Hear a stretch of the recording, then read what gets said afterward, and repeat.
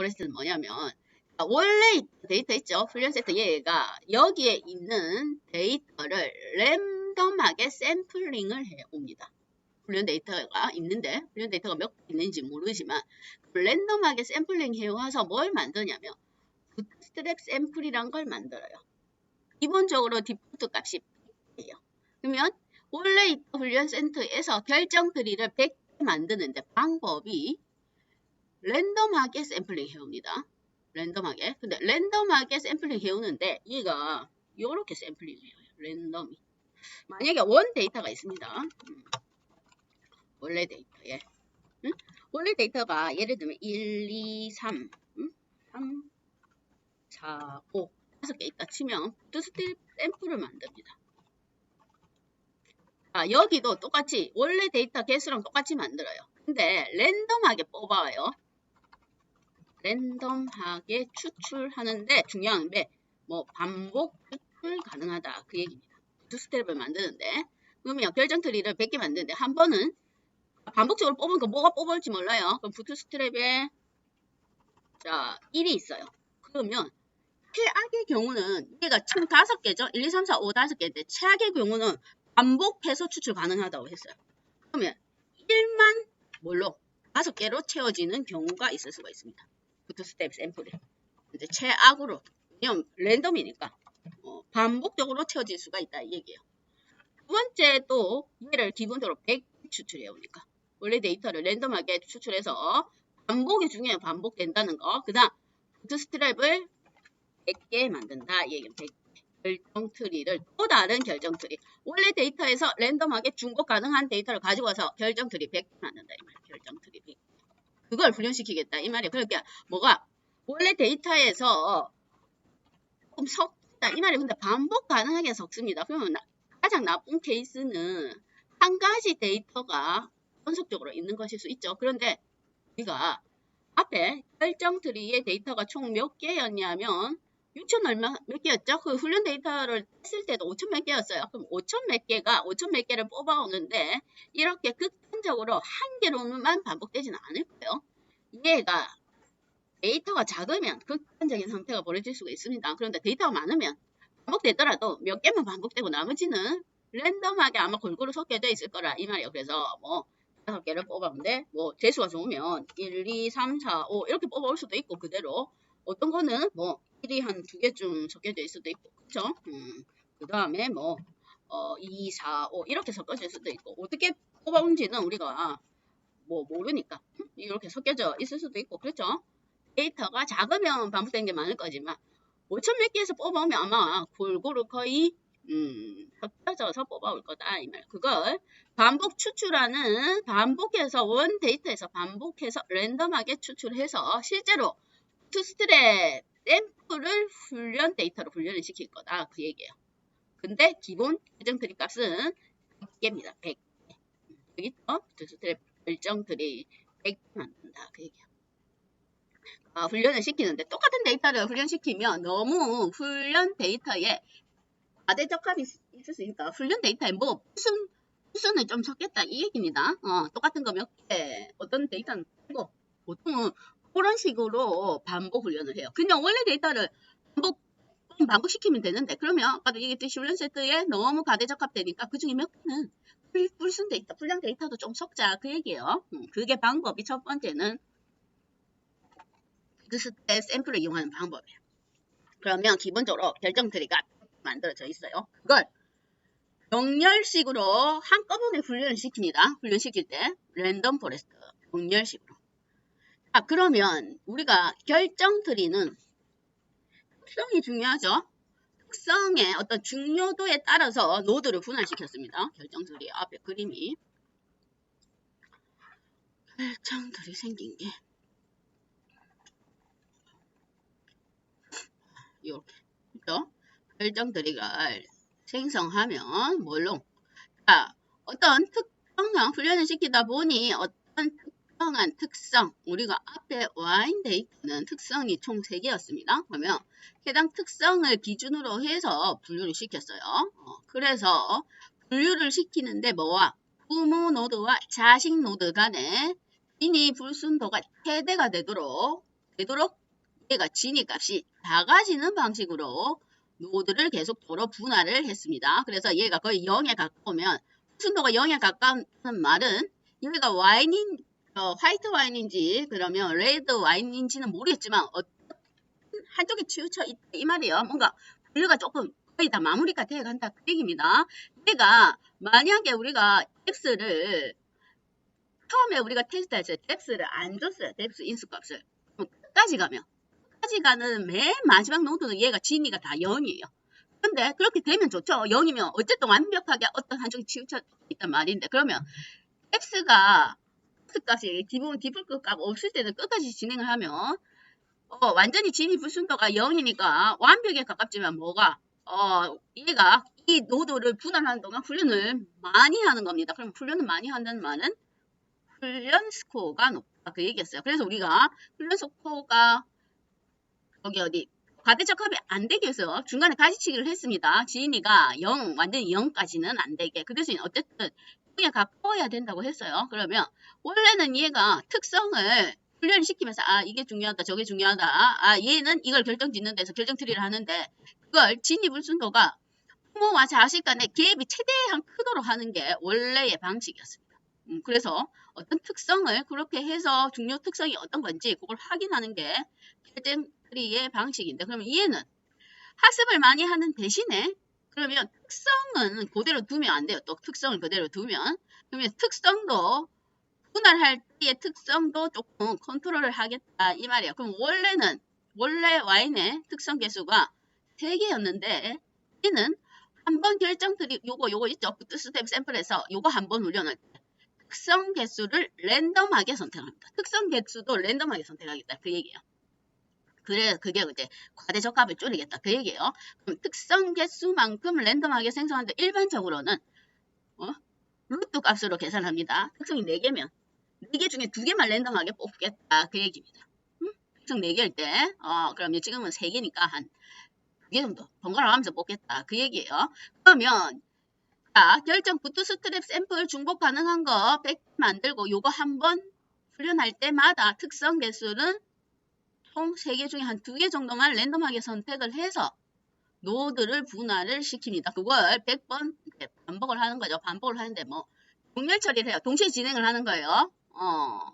순차적이 아니고 동시에 훈련할 때 각각의 결정 트리마다 특성 개수를 랜덤하게 선택합니다. 루트 개수만큼 루트 한 값만큼 그러면 루트 한 만큼 각각의 결정 트리별로 뭐가 스코어가 확률이 나오겠죠. 확률 값이 확률이 나오면 그걸 평균을 내요. 평균 클래스별로 뭐가 얘가 아까 클래스가 우리가 지금은 레드 와인 클래스 화이트 와인 2개 찐 분류라고 했죠. 그러니까 클래스가 2개입니다. 그러면 얘를 할 때마다 한 번 훈련할 때 레드 와인에 대한 확률 그 다음 화이트 와인에 대한 확률 그렇죠. 그 다음에 요것도 2번 훈련할 때 레드 와인의 확률 그 다음 화이트 와인의 확률 그 확률 값이 나와요. 그걸 뭐 평균을 낸다 그 얘기 평균 그거 각각 훈련한 값을 평균을 낸다 그 얘기입니다. 그런 식으로 진행하는 게 랜덤 포레스트예요. 그러니까 단순하게 얘를 많이 반복하면 되는데 그건 과대적합이 일어나기 때문에 과대적합을 방지하기 위해서 요놈 샘플도 반복 중요한 게 스텝은 반복으로 끄집어내는 게 중요하다 있습니다. 반복으로 끄집어내고 특성도 랜덤하게 선택하고 그래서 좀 뭔가 훈련을 시킬 때 몇 개의 데이터를 좀 불량하게 만드는 방식이라고 볼 수가 있습니다. 랜덤 포레스트 그런 방식이에요. 앞으로 뒤에 것도 마찬가지로 그런 방식으로 선택을 합니다. 그러면 랜덤 포레스트 보면 사이킨런의 항상불이라는 패키지에 있어요. 항상불 뭐 한 번은 안 하고 여러 번 아니면 기타 다른 거랑 협업하겠다 이 말이죠. 항상불의 랜덤 포레스트 클래스파이어입니다. 얘는 분류니까. 자, 얘는 랜덤 포레스트 클래스파이어는 인수값이 있는데 기본적으로 여기는 기본 디폴트를 사용했어요. n잡스는 아까 얘가 병렬식으로 처리한다 했습니다. 훈련을 따로따로 이거 끝나고 이거가 아니고 한꺼번에 100개를 동시에 훈련을 시켜요. 그러면 뭐 CPU가 많이 사용되겠죠. 그래서 뭐 저번에 n-1 하면 오늘 GPU에 코어 개수가 몇 개인지 모르니까 있는 대로 다 몽땅 다 동원해서 다 쓰겠다 이 얘기입니다. 분열 처리해야 되니까 그거예요. 그런데 기본적으로 또 다른 옵션이 인수값이 있습니다. 뭐냐면 n-estimators 하면 스트랩 샘플의 개수예요. 아까 기본 100개 만든다고 했습니다. 기본이 100, 기본 100개. 100개가 넘어가면 아무래도 훈련 더 많이 한다는 뜻이죠. 그 다음 나머지는 앞에서 우리가 했던 결정 트리의 옵션과 동일하고 맥스 뎁스가 있었죠. 결정 트리에 가지치기 할 때. 그거는 동일합니다. 거기다가 씁니다. 왜? 얘가 결정 트리 앙상블이기 때문에 그래요. 기본은 100개. 그렇게 해서 한번 얘가 소스를 봅시다.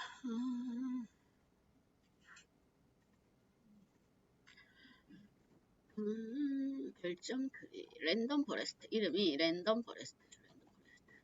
그거 훈련 세트 나누고 그거는 똑같이 다 할 겁니다. 랜덤 포레스트. 데이터는 동일합니다. 원래 알코슈가 pH에 6몇 개짜리 데이터 그대로 들고 올 거예요. 이 표준화는 이제 필요 없죠. 자, 요게 다예요. 코드는 간단합니다. 기본 그냥 디폴트 값만 사용하겠습니다. 기본 디폴트 값. 얘는 간절히 데이터 전처리가 필요 없죠. 그 해당 원래 그 값 자체가 결정 트리에 그 노드 분할 시에 참고되는 내용이기 때문에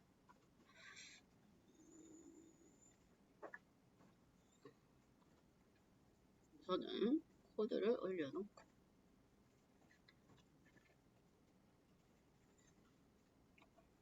랜덤 포레스트 이제 뭐 코드는 간단합니다. 앞에서 했던 거 그대로 뭐만 달라지냐면 클래스명만 달라지죠. 해당 알고리즘에 클래스명만 달라져요.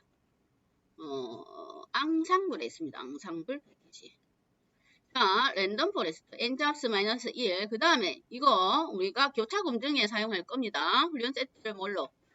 검증 데이터를 자동으로 나눠주는 거죠. 그럴 때에 뭐 들어갈 값은 트레인 인풋 트레인 다 계시고 그 다음 리턴 트레인 스코어 하면 원래 얘는 검증 데이터 스코어만 반환해 주는데 트레인 훈련 데이터 스코어도 같이 반환받겠다 그 얘기예요. 그 다음에 얘가 여기 뭐지 검증이니까 왔다 갔다 검증 세트 오폴드 기본 오폴드면 5번 하죠. 5번 기본적으로 할 때 얘도 마찬가지로 n-가 -1 하면 해당 CPU의 코어 개수만큼 돌리겠다 그 얘기요. 그러니까 여기 반복하고 지금 이거 나눠서 반복 100번에다가 실제로는 요게 100번이죠. 부터 스텝 샘플이 100개고 요거는 오폴드니까 100개를 오폴드로 또 나누죠. 그러면 총 500번 학습한다 그 얘기입니다.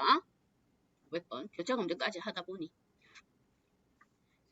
뭐 중간에 뭐 없어요. 그냥 스코어만 확인을 해볼 겁니다. 트레인 스코어는 당연히 훈련 스코어고 요거는 검증 스코어예요. 테스트가 요 테스트가 아니다 이 말이에요. 요거 아닙니다. 테스트 요걸 실제 우리가 예측할 때 사용할 거고 지금 이제 예측이 중요한 게 아니고 얘의 이제 스코어들을 한번 확인을 해볼 거예요. 그러니까 뭐 할 거냐면 앞에 준 이 와인 데이터를 가지고 순수 트리 결정 트리만 사용할 때 스코어와 그 다음에 이번에 그리드 서치를 이용해서 찾았죠. 그거 할 때와 또는 트리 앙상블 계열의 알고리즘 사용했을 때 뭐가 적합한지 그걸 찾겠다 그 얘기입니다. 그러니까 데이터는 하나인데 데이터의 종류는 같은데 각각 뭐가 적당한가 그걸 찾을 거다 그 얘기예요. 그래서 그거만 뽑아낼 거예요. 그 다음에 피처 임포턴스 하면 뭐 결정 트리에 우리가 여기가 특성이 3개죠. 3개 중에 얘가 분류를 하는 데 있어서 어떤 것이 중요한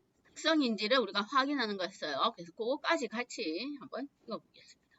올려놨나? 한번 돌려보죠. 시간이 이제 조금 반복적으로 하다 보니 조금 CPU가 코어가 한 개면 좀 많이 걸리겠죠. 이제부터는 조금 시간이 걸립니다. 성능에 따라서.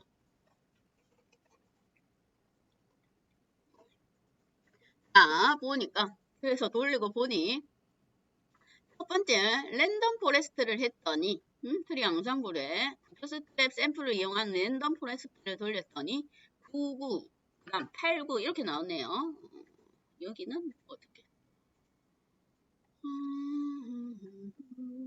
9989 9989 이렇게 나왔습니다. 여기도 9989 똑같은 값이네요. 저번에 순수들이 가지치기 안 하면 당연히 가지치기 안 했을 때는 얘가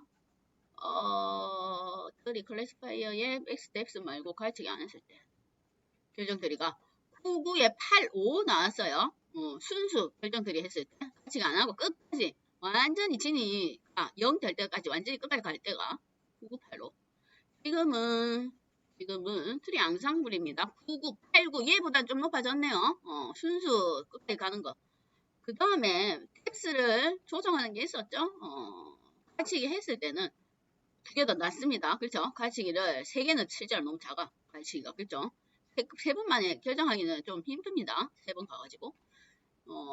그래서 지금은 트리 양상불로 하니까 99 훈련 데이터, 아직 훈련 데이터가 높네요. 어쨌든 85보다는 89가 높으니까, 검증 데이터가. 이 정도면 크게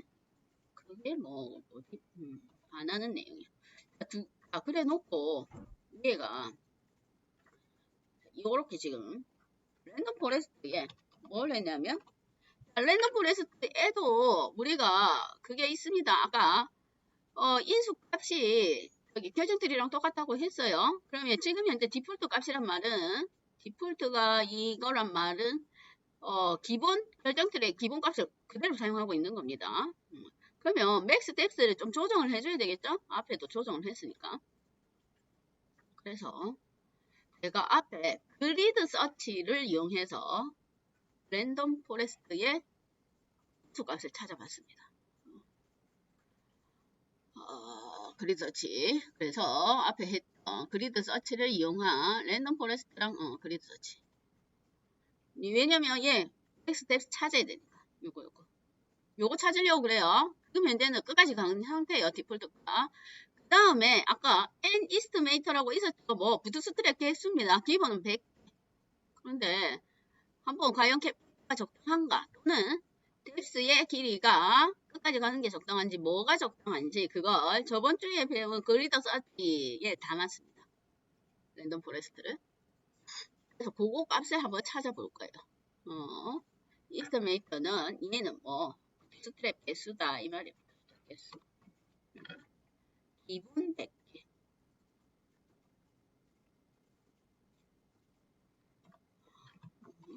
부트스트랩 샘플 개수. 기본은 100개예요.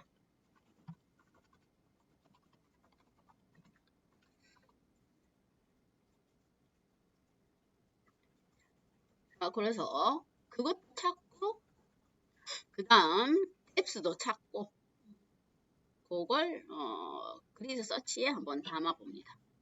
그래서 뭐가 적당한지 베스트 파라미터를 한번 출력해 보겠다 그 얘기입니다. 배운 걸 써먹어야 되니까 한번 돌려볼게요. 제가 얘를 여기 값에 똑같이 다른 조건은 동일합니다. 다른 조건은 동일하고 그렇게 했을 때에 봅시다. 한참 CPU 돌아가는 소리가 들립니다. 열심히 찾고 있어요. 열심히 훈련을 열심히 시키고 있어요.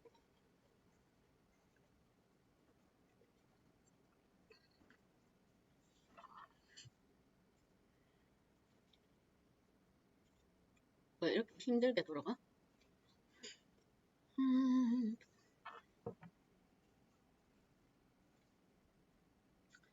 자, 그랬더니 볼게요. 그리드 서치로 찾았습니다. 자, 랜덤 포레스트에 있는 인수값이 적당한 게 맥스 뎁스가 14개까지네요. 14번 분할하겠다. 그 얘기입니다. 그 다음에 그 스트랩 샘플 개수는 50개. 그러니까 100개 다 안 써도 된다. 그 얘기네요. 그렇게 해서 아무래도 가지치기를 하니까 반복 학습을 좀 줄여도 된다. 그 얘기인 것 같아요. 자, 해놓고 보니까 트레인 스코어가 0.01 작아졌고, 검증 데이터의 스코어는 거의 차이가 없습니다. 차이가 없어요. 요게 최저값이다. 그랬더니 예측으로 테스트 데이터를 하나 줬더니 5번째에 있는 테스트 데이터를 줬더니 거의 89%니까 90%는 가깝죠. 그랬더니 타깃값이 정답이 이거였는데 예측을 똑같이 했습니다. 좋아요. 응? 실제 데이터를 대입했더니 잘 맞추네요. 잘 맞춥니다. 스코어 값이 거의 90%니까 90%니까 10개 주면 1개 정도 틀리겠다. 그 얘기겠죠. 잘 맞춘다 생각하시면 됩니다. 이 정도면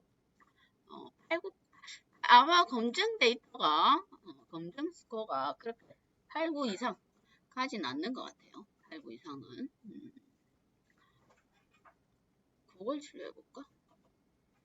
테스트 스코어를 추려보겠습니다. 실제 맨 마지막에 쓸 테스트 얘도 한번 출력을 해볼게요. 테스트를 이 모델은 테스트가 과연 얼마나 나오는가.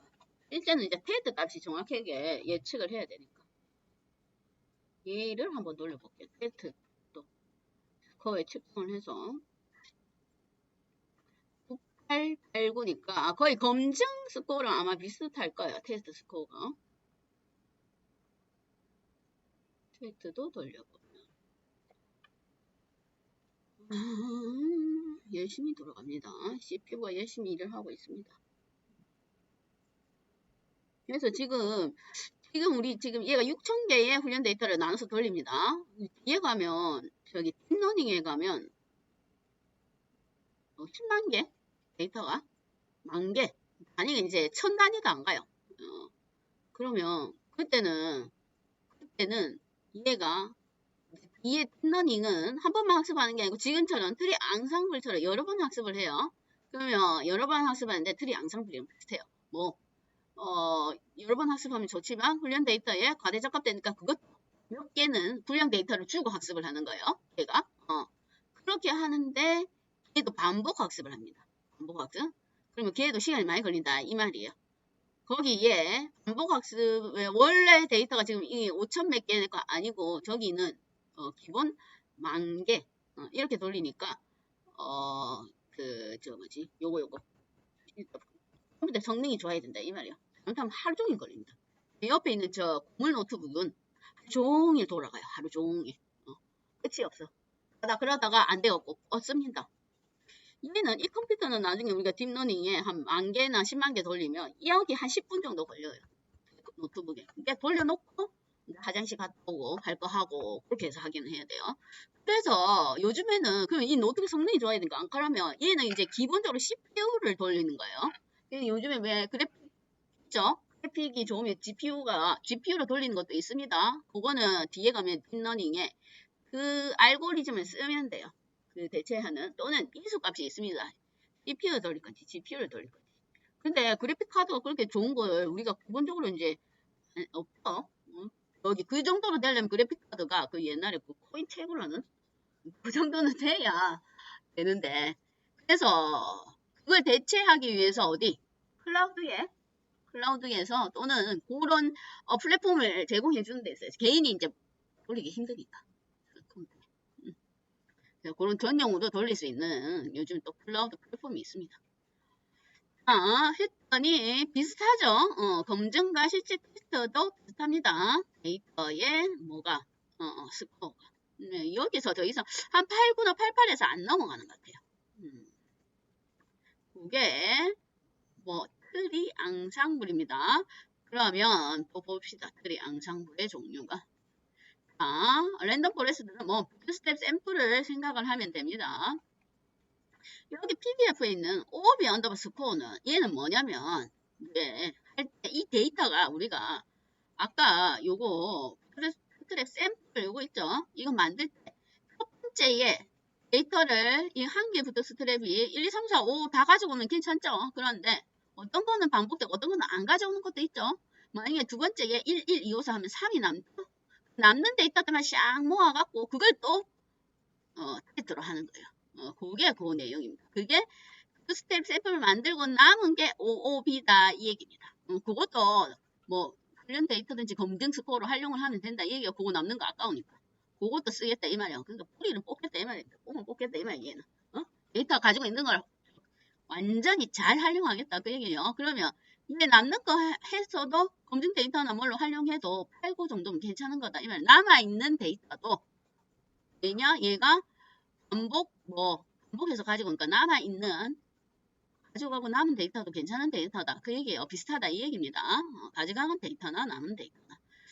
자, 그게 그거예요. OOB 스코어. 그걸 할 수 있다. 그 얘기예요. 자, 그 다음 트리 양성불 엑스트라 트리가 있습니다. 엑스트라 트리. 자, 엑스트라 트리는 얘는 훈련 데이터랑 똑같은 샘플 데이터를 똑같이 만듭니다. 그래서 기본적으로 얘도 얘가 PDF에 설명이 없으니까. 자, 샘플 데이터를 훈련 데이터 그대로 100개로 만들어요. 그러면 이렇게 돼 있으면 1, 2, 3, 4, 5 요걸 100개 만든다 그 얘기예요. 그러면 얘를 반복하는 거 똑같죠? 뭐 샘플 데이터를. 그러면 그대로 훈련하는 데는 의미가 없습니다. 뭐 훈련 데이터에 가대적화될 테니까. 그래서 데이터는 샘플 데이터 훈련 그대로 100개 만드는데 노드를 분할할 때에 무작위로 분할하겠다. 이 말 무작위 분할 특성을 무작위로 랜덤하게 아까는 또 랜덤 포레스트는 있죠. 특성을 뽑을 때 그래도 2개 3개면 한 2개 정도 루트 개수만큼 뽑았는데 그 데이터를 그대로 가지고 오는 대신에 요거 특성은 있죠. 첫 번째 샘플 훈련할 때의 특성을 랜덤하게 아무거나 뽑아요. 이제는 2개도 안 정해져요. 아무거나 뽑겠다 이 얘기입니다. 또 두 번째 할 때도 앞에 갖고 왔던 거 반복적으로 갖고 올 수가 있습니다. 여기 특성을 가지고 빼는데 노드 분할을 그냥 무작위로 하겠다 이 말이야. 중요도에 상관없이 그냥 무작위로 뽑아내는 게 엑스트리의 특성이에요. 왜냐 앞에 샘플 데이터를 훈련 데이터 그대로 사용하니까 조정할 때 노드 분할할 때 특성 선택하는 것밖에 없겠죠. 이건 그대로 사용하니까. 그래서 노드 분할 시에 무작위로 트리를 무작위로 사용해서 분할을 하겠다. 그 얘기야.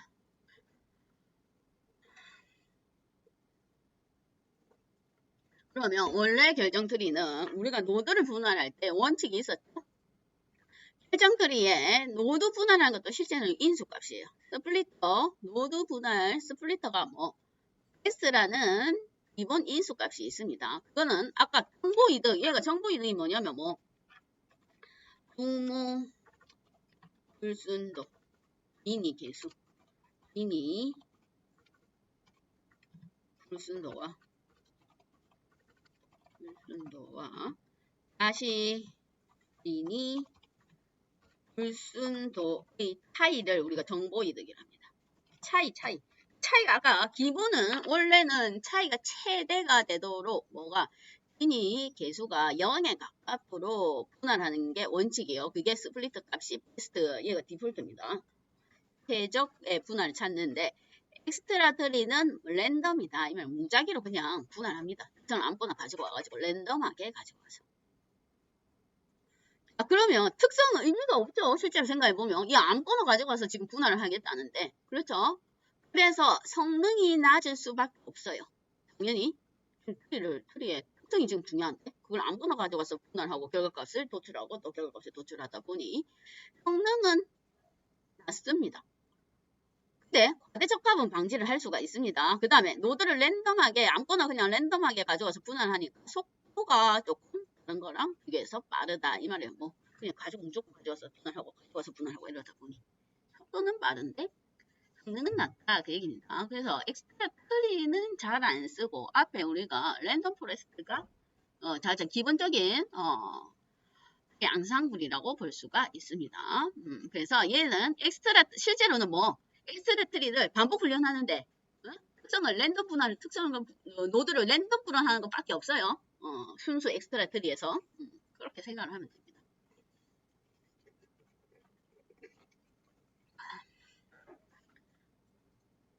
자, 그러면 얘도 보면 가지고 오는데 그리드 썼지 말고. 원래 랜덤 포레스트에서 이름이 얘는 엑스트라 트리야. 엑스트라 트리. 동일합니다. 얘도 그냥 이거만 바꾸면 돼요. 엑스트라 트리. 샘플 데이터를 물론 훈련 데이터와 동일하게 구성합니다. 100개 구성. 그런데 뭐가? 노드 분할을 랜덤하게 분할한다. 그 얘기.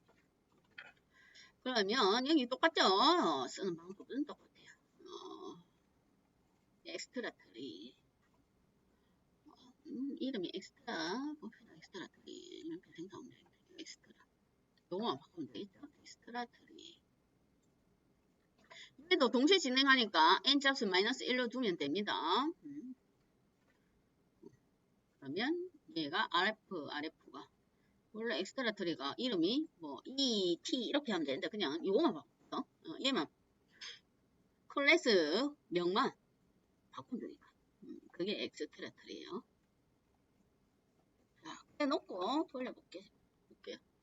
성능이 낮다고 했으니까 스코어가 뭐 크게 안 나올 수도 있습니다. 태계는 볼게요. 9988이면 괜찮네.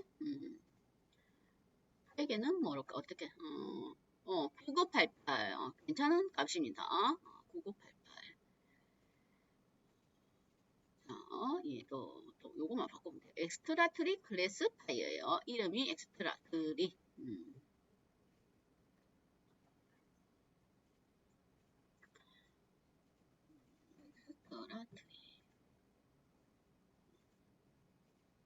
이렇게 하면 됩니다.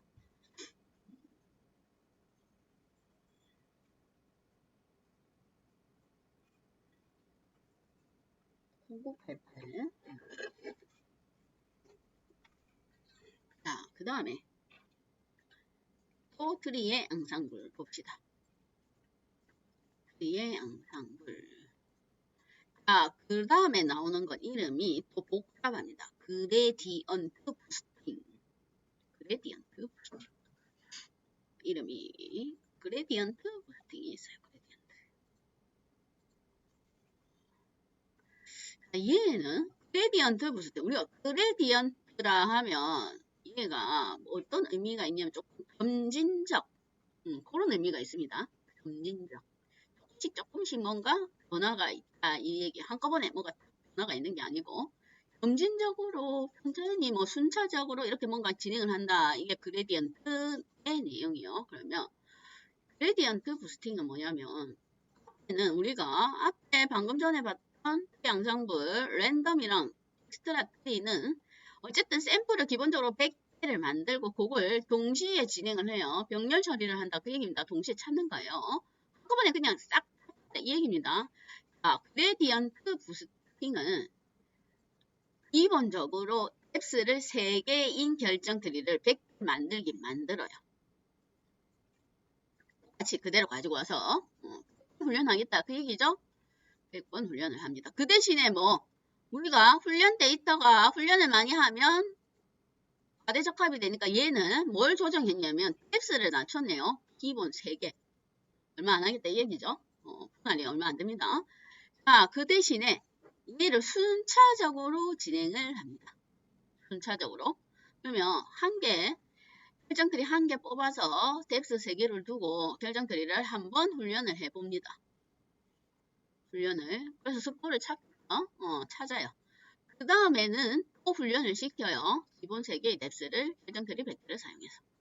그래서 앞에 거랑 뒤에 거랑 스코어 있죠? 그런 것에 오차 범위를 조금씩 보완하는 방법으로 천천히 진행시키는 게 그레디언트 부스팅이에요. 그러니까 결정 트리를 한 번 하고 나서 또 한 번 하고 나서 중간에 오차가 있겠죠. 그 오차를 조금씩 줄여나가는 방법으로 합니다. 그게 그레디언트 부스팅이에요. 그러면 얘는 아까 우리가 얘도 인수값이 있습니다. 기본은 결정 트리가 100입니다. 맥스 뎁스도 있죠. 기본 3개. 그러면 얘가 n 이스티메이터가 인데 얘가 추가되는 인수값이 하나 있습니다. 러닝 레이트라는 인수값이 있어요. 러닝 레이트. 그러면 얘는 러닝 레이트가 뭐 학습률 이렇게도 하는데 뭐냐면 이전에 한번 트리를 훈련한 다음에 그 다음 트리를 훈련하고 거기에 오차를 점진적으로 보완하는 내가 이 얘기요. 기본값은 0.1입니다. 우리가 얘네들이 조금 로이스틱 핵이랑 비슷해요. 그림이 있으면 좋을 텐데 그림이가 앞에 그걸 안 해서 그렇다. 여기 확률 경사 항법을 에서 나오긴 나오는데 그래도 미리 한번 그림을 잠깐만요. 그림을 뭘 가지고 오지? 그림이 하나 있어야 되는데 전형함수 우리가 이걸 찾을 거니까 이게 내용이 기니까 조금 쉬고 9시 하겠습니다. 우리가 그때 배운 뭐 예측 모델이라든지 예측 알고리즘 또는 분류 알고리즘들이 결정트리 말고 뭘 학습하는 거였냐면 방정식을 학습하는 거였죠. 뭔 방정식이면 얘 선 없다고 치세요. 그러면 이게 지금 파란 점들이 우리가 가지고 있는 데이터들입니다. 그렇죠? 이 데이터들을 학습을 하면서 실제로는 이 데이터들을 많이 포함하는 방정식을 찾아 나가는 게 알고리즘의 내용이에요. 그렇죠? 최적의 방정식. 그러면 이 데이터들을 다 포함하는 거. 물론 모두 완벽하게 100% 포함하는 건 아니지만 어쨌든 포함하는 걸 찾기 위해서 하는 게 지금 알고리즘들이 학습을 하는 거다. 그 얘기예요. 그럼 찾을 때에 이렇게 분류가 이렇게 점이 찍혀 있으면 이 방정식을 찾죠. 그럼 얘가 최적이라 치면 처음에 학습할 때는 모르겠죠. 이게 지금 이 선이 최적의 방정식인지 모릅니다. 그럼 모르는 상태에서 얘가 어떤 식으로 그러면 학습을 하냐면 이거 그림판 없나? 그림판에서 찾아야 되겠다. 그림판 내가 너무 아까 여기 있다.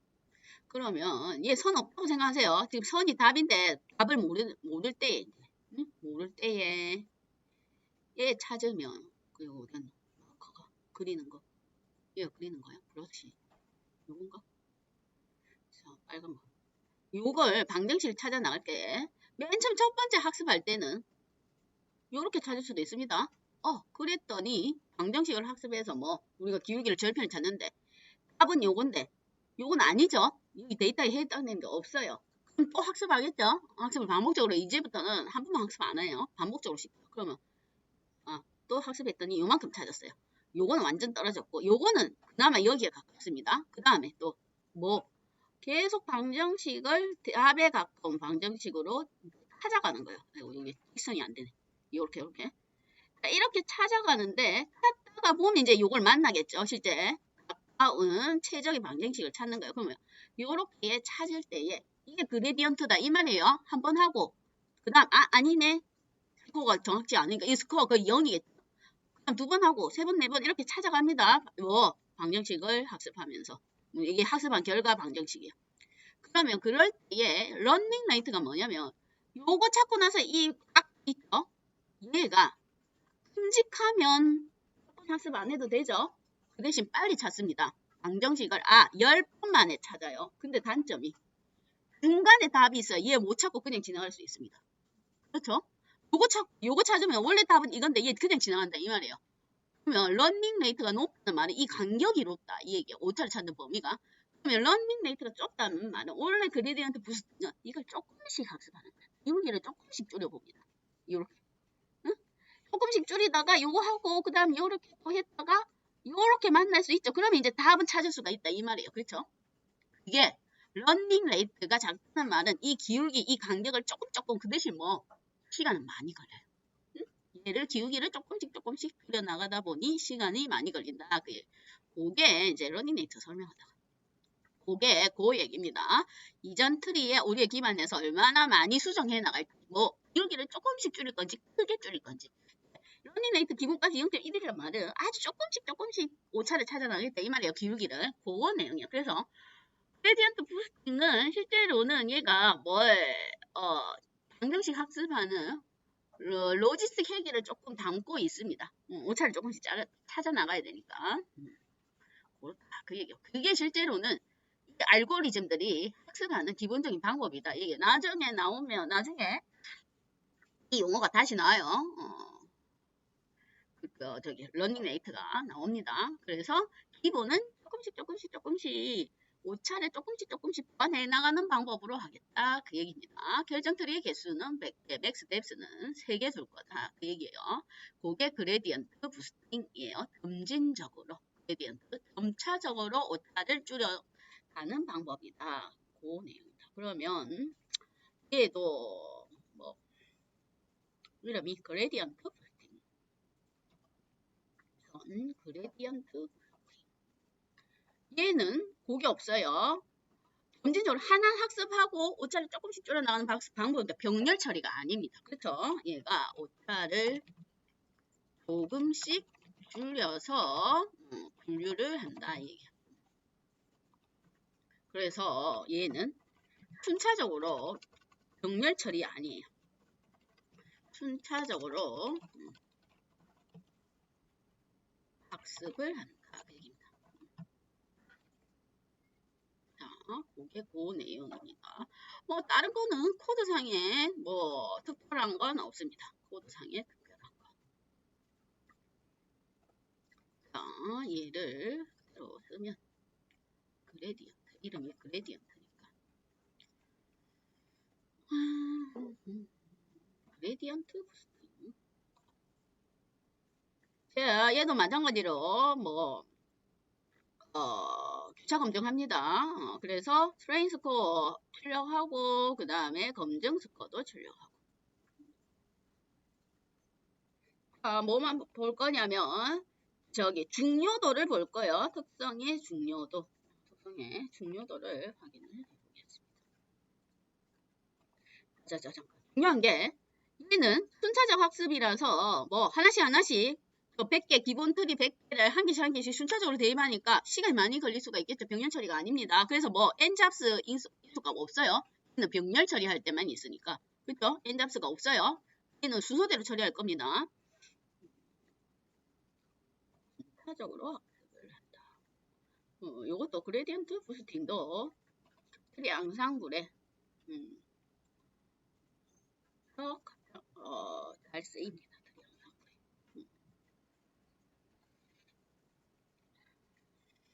자, 얘도 뭐가 빠졌나? 그레디언트 부스팅에 뭐가 인수값이 그레디언트 부스팅이 그걸 안 했구나. 임포트를 안 했네요. 임포트가 빠졌습니다. 임포트가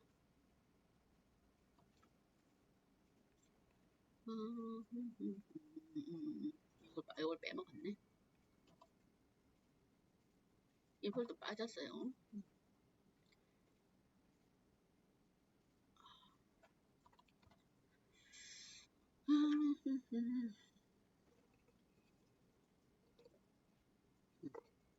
그랬더니 그레디언트 부스팅을 했더니 스코어가 낮아졌습니다. 훈련 스코어랑 뭐가 검증 스코어가 낮아졌네요. 맞는 건가?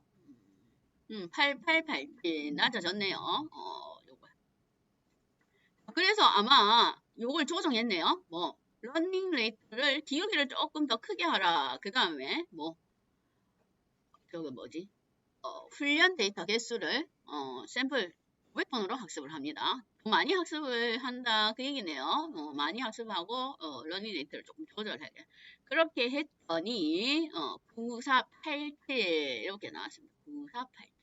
그러니까 얘가 뭐가 하이퍼 파라미터 값이 될 수가 있겠네요. 그러면 얘도 기드 서치랑 결합을 해보면 되겠죠. 실제로 뭐가 좋은지는 이거 그 100이니까 제 생각에는 100에서 100 단위로 한 500까지 끊어보면 좋을 것 같아요. 너무 촘촘하게 찾으면 시간이 많이 걸리니까. 러닝 레이트는 0.1, 0.2 뭐 두 개 중에서 선택하든지 아니면 0.1부터 해서 1.0까지 해서 10개 하든지 그렇게 해서 그리드 서치로 한번 해보는 것도 괜찮을 것 같습니다. 그런데 어쨌든 이렇게 했을 때 9480 정도면 크게 낮은 스코어는 아닙니다. 9480 정도면 괜찮다. 그 다음에 중요도는 어쨌든 어떤 알고리즘이든지 슈가가 기본적으로 뭐 분류하는데 중요한 특성을 가장 영향을 많이 미치는 게 슈가로 보입니다. 앞에 것도 마찬가지로 슈가가 어쨌든 특성의 중요도에서 확률이 좀 높아요. 다른 거에 비해서.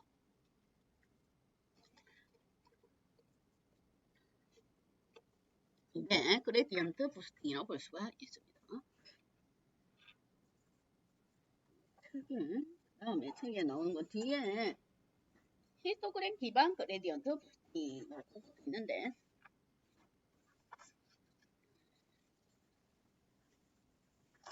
거기에 내용을 보면 책에 나오는 건 또 그레디언트 부스팅인데 앞에 또 히스토그램이 붙어요. 히스토그램 뭐가 자꾸 붙습니다. 히스토그램 기반 그레디언트 부스팅. 요거는 특성을 조금 쪼개요. 특성 단위를 입력 데이터의 특성을 256개로 쪼갭니다. 그렇게 있어요. 그러면 특성이 200 히스토그램이면 히스토그램 뭐냐면 앞에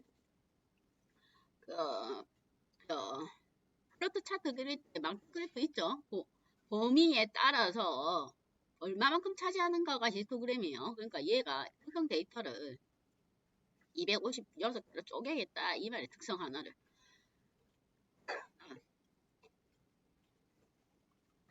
쪼개면 단위가 이제 256개로 쪼개면 단위가 이제 작아지겠죠? 작아지는 걸 가지고 이제 그레디언트 부스팅으로 하겠다 그 얘기입니다. 아까 그레디언트가 뭘로?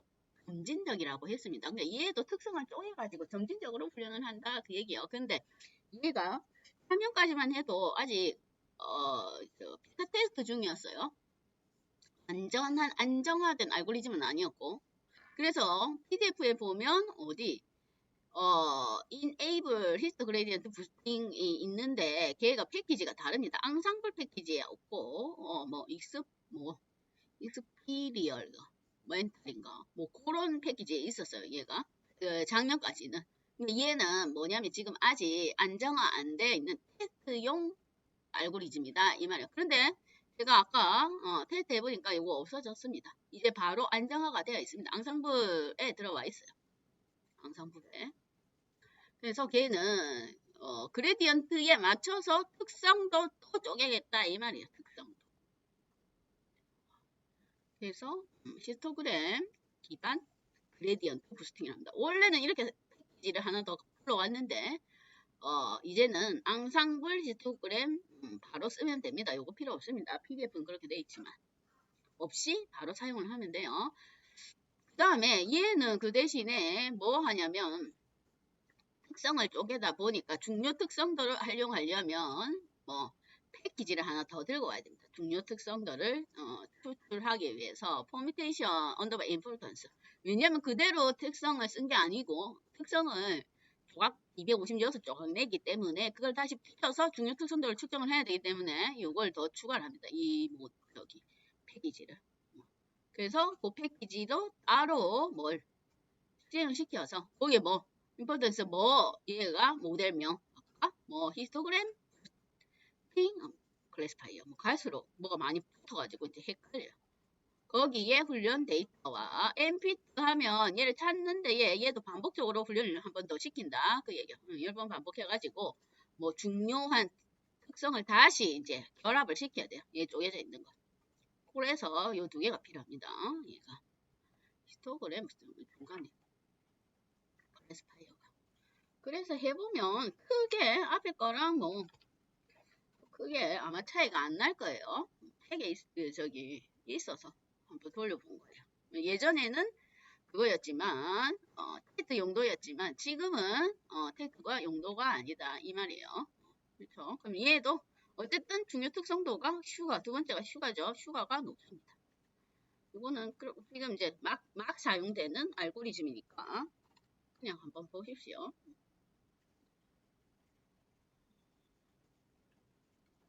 그게 그거예요. 책에 있는 얘까지.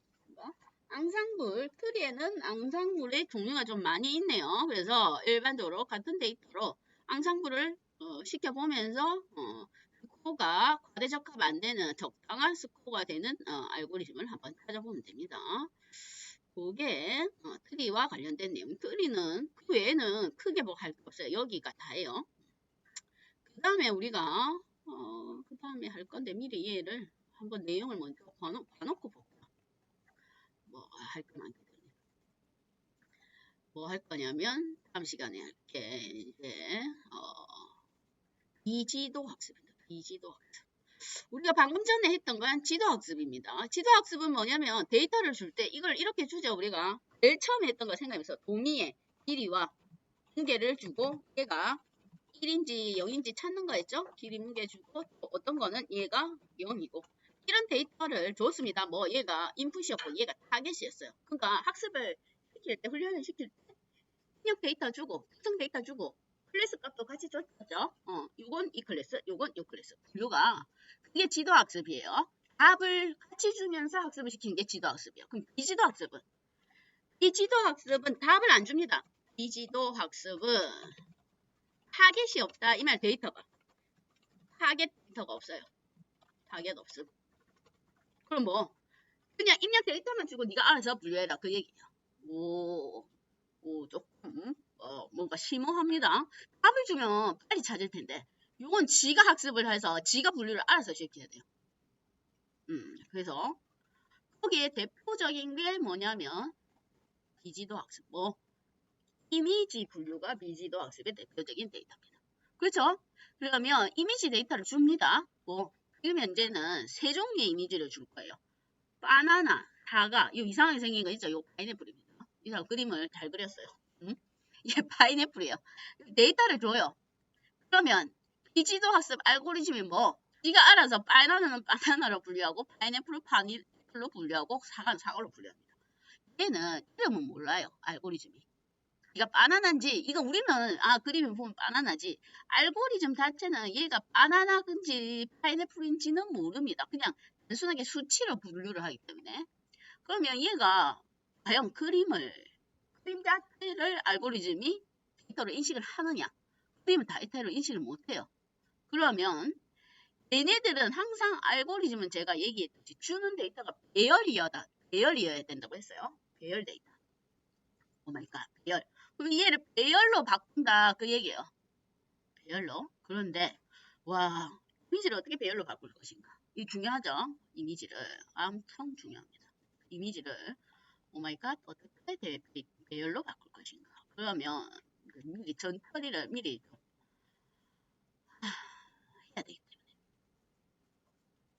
때문에. 이렇게 그림이 있습니다. 그림이 이제 데이터가 이제 NPY가 뭐냐면 numPy 배열 자체 데이터예요. numPy 배열 자체. 프루츠가 있는지 모르겠습니다. 그거 어차피 다음에 해야 되니까 자료를 미리 올려놓을게요. numPy 파일 자체 그게 있어야 되겠죠. 파이썬에 그것만 그 구조만 설명을 할게요. 다음에 할 게 너무 많아서.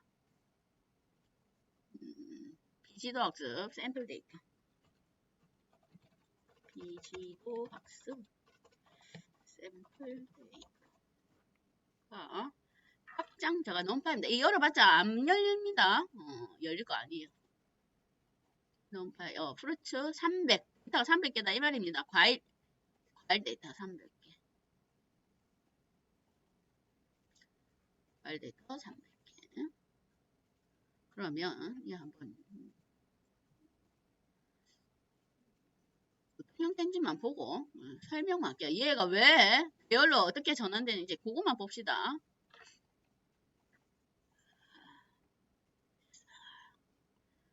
파일 자체가 넘파이로 이루어졌어요. 파일 자체가. 우선 얘 쉐이프를 볼게요. 이거 바로 출력하지 마세요. 데이터가 엄청 많아요. 배열이. 이 형태만 보겠습니다. 지금. 그거 다운받아 놓으면 됩니다. 다음 시간에 쓸 거예요. 천천히만 해놓을게요. 확장자가 넘파이 다운만 받아 놓으세요. 그러면 지금 임포트 시킬 거 넘파이랑 파이플로트에서 얘 이미지 보여줄 것 같습니다. 그냥 지금 프루츠 해서 하면 데이터 무지막지하게 많습니다. 그러면 쉐이프에서 한번 봅시다. 구조만. 과연 이미지를 뭘로 표현하는가만 확인해 봅시다. 했더니 뭐 300에 3차원 배열입니다. 이제 2차원도 아니에요. 3차원까지 갔습니다. 얘는 어떻게 해석을 하면 되냐면 100열의 2차원이 300 있다 생각합니다. 그러면 이거 어떻게 이미지를 3차원 배열로 변환을 하냐면 변환해주는 원래 메서드도 있어요. 알고리즘도. 이 변환이 그나마 넌파이로 변환이 됐으니까 지금 돼 있는 거 쓰니까 하지. 원래는 이미지 데이터 주면 이걸 또 넌파이로 변환한 코드를 짜야 됩니다. 요거 있죠. 이 그림 보세요. 자, 이 100에 이거 2차원 행과 열의 의미는 뭐 가로 크기가 100픽셀이고 세로 크기가 100픽셀인 이미지가 300개 있다. 그 얘기입니다. 가로 세로 픽셀 단위. 픽셀은 우리가 컴퓨터는 이미지를 뭘로 표현하냐면 픽셀로 표현하죠. 픽셀은 뭐 가로 세로 점. 그러면 300픽셀 이렇게 하면 가로 세로 해서 합해서 300개의 점으로 이루어진 그림이다 이 말이에요. 그러면 이미지 어디 갔나? 이미지가 뭐 한 개 있으면 좋을 텐데. 이미지 데이터가 이미지 파일이 어디가 이미지가 test.jpg 뭐가 이미지가 있네요.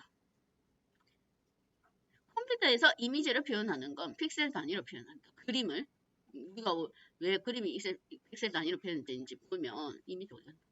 요거 있네요. 요거 있죠? 얘가 왜 이래? 요거 이거 크게 해볼게요. 크게.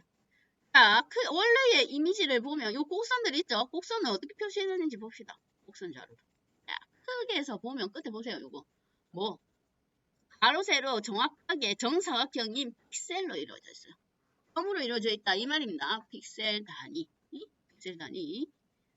이거 해상도란 말은 1인치당 점이 몇 개가 찍혀져 있는가 이 말이에요. 가로 세로. 그럼 해상도가 높다는 말은 한 크기에 점이 많이 있죠? 그럼 정밀도가 높아지겠죠? 화질이 높아요. 그러면 동일한 1인치당 점이 10개 있는 거랑 점이 10,000개 있는 거랑 어떤 게 해상도가 좋냐면 10,000개 있는 게 좋습니다. 점이 촘촘하게 있는 게 좋다 이 말이에요. 해상도.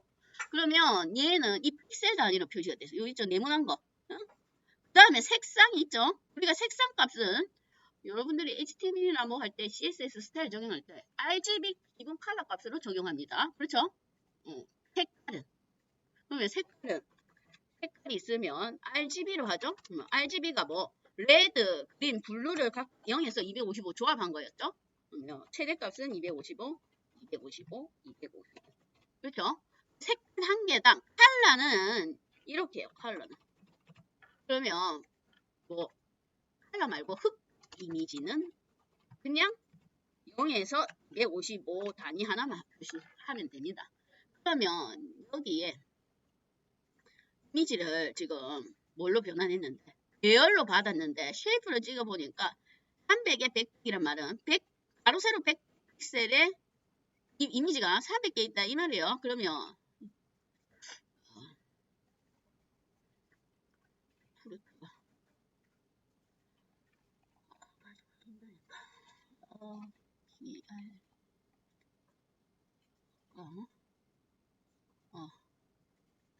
여기 얘를 1픽셀을 하나 찍어 보겠습니다. 1픽셀 단위를 프린트 다 찍으면 3차원 배열이 쫙 넘어가는 거예요. 프린트 얘가 프루트에 3차원이니까 이렇게 0번째에 남은 싹 다 요거 한번 찍어보겠습니다. 데이터 구조로 이제 배열이 3차원입니다. 2차원 아닙니다. 요거 뭐 2차원 배열이 300개 있다 그 얘기예요. 요걸 해석할 때 그렇게 하면 편해요. 2차원 뭐 백행백열의 2차원 배열 300 이미지가 300개 있다 이 말이에요. 그러면 첫 번째 이미지의 첫 번째 행에 대한 전체 값 다 뽑다 그 얘기예요.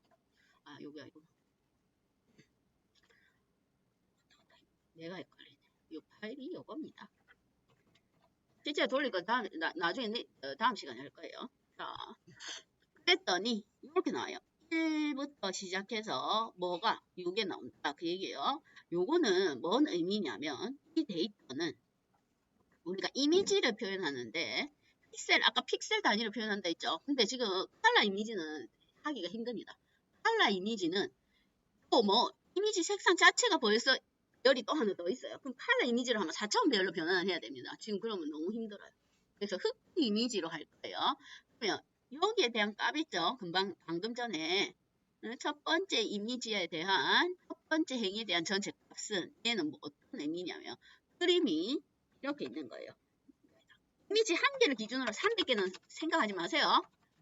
차원 배열만 생각하겠습니다. 이미지 한 개가 어떻게 표현되냐면 100픽셀이에요. 그러면 높이가 1픽셀부터 100픽셀까지 있다. 그 얘기입니다. 그러면 높이 1에 대한 넓이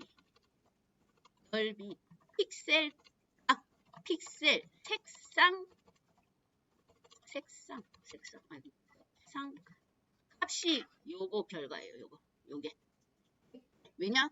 100이니까 요거 전체가 요거 100개다 이 말이에요. 요렇게 돼 있어요. 요거. 그러면 색상값이 요거다 이 말이에요. 높이 1에 대한 거 요만큼 되는 거예요. 요만큼. 응? 거기에 대한 픽셀 단위인데 우리가 흑백 이미지는 0에서 255예요. 그러면 1이란 말은 0이란 말은 얘가 흑색입니다. 255가 흰색에 가까운 거예요. 응? 그러면 1픽셀 높이 1에 대한 넓이 요거예요. 요걸로 치면 저 위에 있는 요거 있죠? 여기 이 그림으로 치면 여기 높이 1에 대한 가로 픽셀가 얘가 거의 가로가 첫 번째 행은 거의 배경 색상이죠. 그러니까 뭐가 많냐면 1 낮은 숫자가 많습니다. 여기 중간에 5개가 좀 높은 숫자죠. 이건 뭐가 색깔이 있다 이 말이에요. 그러면 원래 실제로는 이게 뭐냐면 사과 이미지입니다. 사과 이미지. 그러면 샘플이 이게 원래 이미지예요.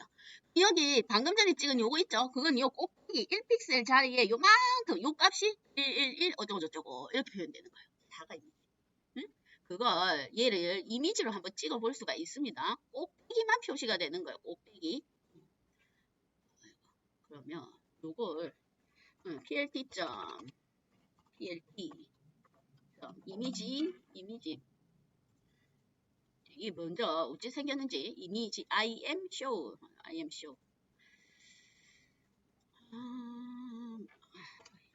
여기에 들어갈 게 원래 3차원 배열이 들어가야 돼요. 그런데 요만큼만 제가 출력을 해보겠습니다. 요만큼만. 그 다음에 인수값이 뭐냐면 그레이 얘가 이제 그레이 색상의 흑 사진이기 때문에 CMAP를 그레이로 줘야 돼요. CMAP는 그레이. 색상을 흑백으로 표시한다. 그 얘기예요. CMAP 그레이. 그러면 얘가 생긴 게 이제 사과의 꼭지만 표시가 되는 거예요. 꼭지점 있죠? 꼭지 그 꼭다리 요거 꼭다리 1픽셀이니까 여기만 표시가 됩니다. 그러니까 가운데에 색깔이 있으니까 가운데 1개, 2개, 3개, 4개, 5픽셀만 색상이고 아마 배경 색상이 1이에요. 1. 1, 2는 배경이다 이 말이에요. 얘를 한번 이미지로 한번 표시해 볼게요. 그래서 PLT.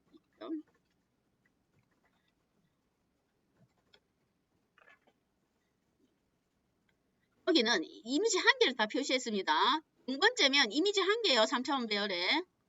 근데 얘는 꼭대기만 1픽셀만 제가 표시를 해볼게요. 화면에 표시가 되는지 1픽셀. 어우 어디 갔노? 하이비. 프로트가 0에서 아유 얘가 2번째 배열이 안 되나? 3차원이 아니고 2차원으로 넘겨줘야 되나? 인수값이 0번째에 0 이렇게 줘야 돼요. 0에 0 이렇게 줘야 돼요. 한 픽셀만 표시되게. 이게 맞는 것 같은데. 글쎄. 뭐가 이래가는다. 0번째에 PLP에 값이 잘못 준 것 같아요. 값이 잘못 전달된 것 같습니다.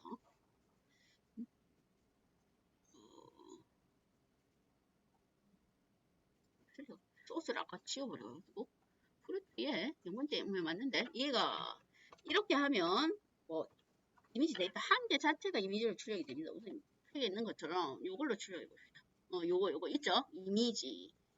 자, 0픽셀에 대한 100배. 그러면 여기가 이미지 표시된 순서가 이제는 반대예요. 여기 높이가 여기서부터 시작돼요. 그림 그릴 때 위에서부터 시작하니까 이게 1픽셀당 값, 1픽셀당 값. 그러니까 여기가 높이가 100죠. 100에 대한 넓이에 대한 픽셀 값이다 이 말이에요. 그러니까 지금 꼭대기니까 여기가 배경이 많으니까 111이 많으니까 여기 중간쯤 가면 색상 값이 더 많을 수가 있습니다. 그렇죠? 색상 값. 아까 만약에 0으로 줬으니까 얘를 0번째 말고 한 50번째의 모든 값을 한번 중간 값을 출력해 볼게요. 그러면 이제는 111보다 이거 보세요. 중간 값 여기는 색깔 값이 이제 111보다는 요에 가까운 색깔이 더 많죠. 얘가 중간 값이다 이 말이에요.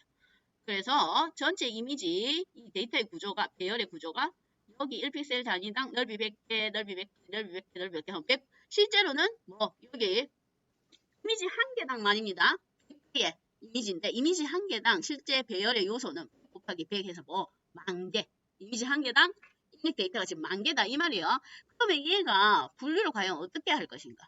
지금 단위는 배열로 바꿔져 있어요. 수치 단위로.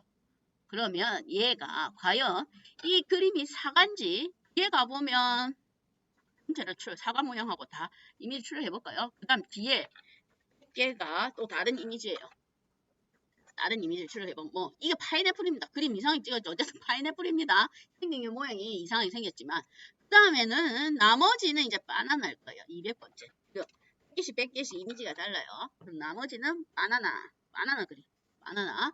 그러면 얘가 과연 이미지를 어떻게 알아서 분류를 하는가 하면 수치 데이터로 주어진 이유가 있어요. 응? 수치 데이터로. 그러면 각각의 높이에 대한 픽셀 값 있죠? 수치, 요거 1픽셀당 이게 수치값.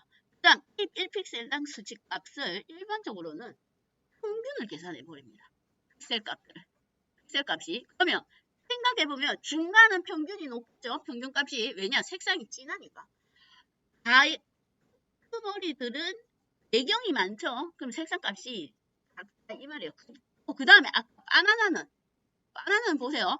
바나나는 가로로 된 바나나는 거의 사과는 다리 밑에 거 빼고는 한 요만큼 면적이 평균이 높습니다. 근데 바나나는 극단적이죠? 가운데 몇 픽셀만 평균이 높아요. 그러니까 일반적으로 기본적인 원리는 각 높이당 픽셀 값들의 평균을 내가지고 평균이 비슷한 놈들끼리 지가 분류를 하겠다 그 얘기야. 픽셀의 평균을 구해가지고 그게 기본적인 내용입니다. 그렇게 해놓고 해야 돼요. 예. 근데 이걸 미리 안 해놓으면 이거 이미지를 분류하는 게 좀 힘들어요. 왜냐? 지금 3차원 배열이기 때문에요. 3차원 배열. 그래서 다음에 할 건 아까 그거 있죠? 넘파이 요거 아까 그거 다운받아 놓으세요. 얘 열어봤자 안 열립니다. 임포트 해서 이런 식으로 가지고 오면 됩니다. 한번 확인을 해보면 돼요. 얘가 어떤 형태인가. 요게 조금 배열의 구조가 복잡해서 그렇지. 나머지 알고리즘은 단순합니다. 그래서 그것만 구조만 3차원 배열만 조금 구조에 대해서 어떤 형태인가 하고 그림을 이해를 해보면 돼요. 그림에 대해서. 요 구조가 이렇게 돼 있는 게 이렇게 돼 있는 게 300개 있다. 그 얘기예요. 300개. 그래서 그걸 한번 다음 시간에 해보겠습니다. 그렇게 하고 나면 이것까지 하고 나면 거의 머신러닝은 끝나요. 그 다음에 이제 요거 끝나고 나면 러닝으로 갈 겁니다.